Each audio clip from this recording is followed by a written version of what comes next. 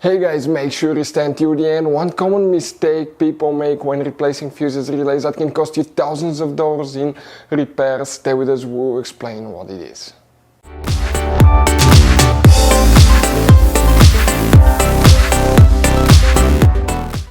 Hey guys, welcome back to Auto Repair guys. Thank you guys for watching and subscribing to the channel. Today will be super helpful video to any of you guys having a Mercedes E Class, that generation here from year 2010 to year 2016. This is known as W212 generation Mercedes E Class. If you have one of those, if you need to find where the traction control fuses are located, you have 6 of them.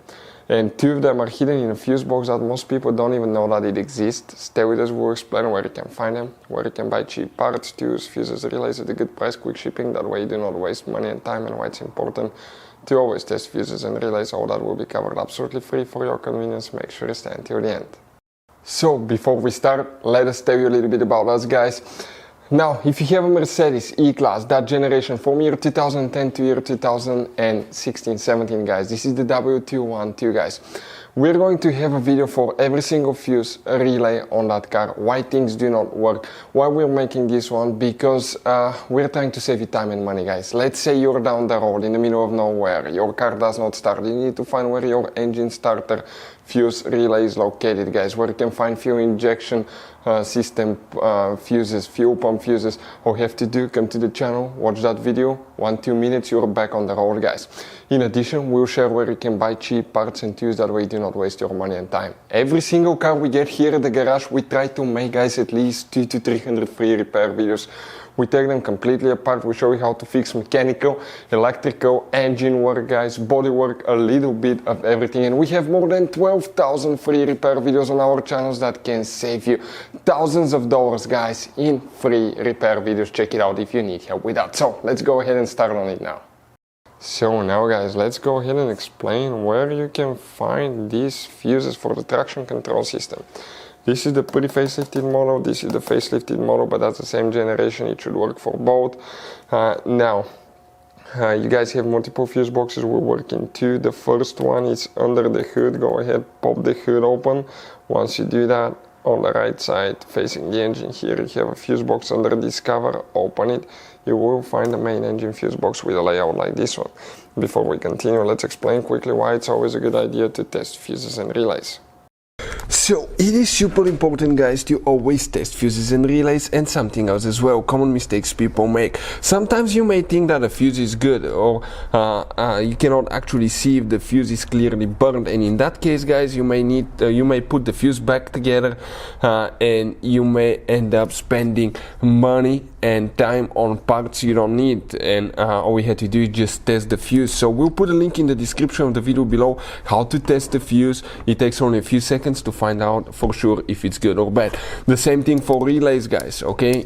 Some of those could be really expensive on cars, so we'll put a link in the description of the video below how you can test relays. And for some certain fuses guys, it's important to disconnect the car battery when removing them, otherwise you can burn the electronics. And for instance, working on airbags, fuses or anything like that, you need to wait at least 1 hour after disconnecting the car battery. And if you're not qualified and certified to work on airbag system, I will never recommend to do that guys.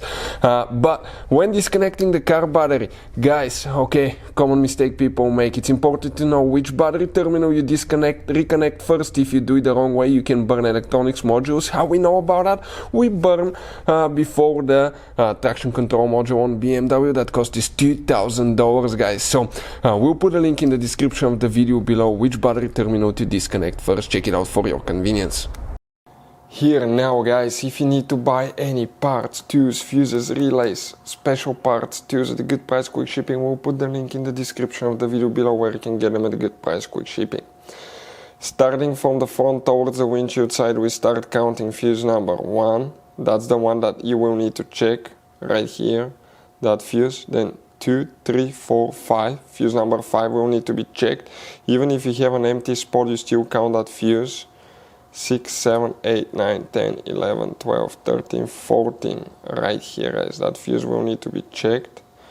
And then you need to check fuse number 20. That's the main traction control fuse right here. Now we have 2 more that are hidden. If you open the hood on the left side where the jump starter terminal is located, That's actually an integrated fuse box. We'll try to put a link where you can get one from if you need, guys. If you open that fuse box, you have special fuses. Let us show you what they look like. Okay, could be 3 different kinds depending whether you have a automatic stop and go system or if you have a hybrid system. But here, what you need to check, pin 1, pin 2, these 2 integrated fuses right here. Hopefully the video will be helpful, guys. Thank you for watching. See you next time.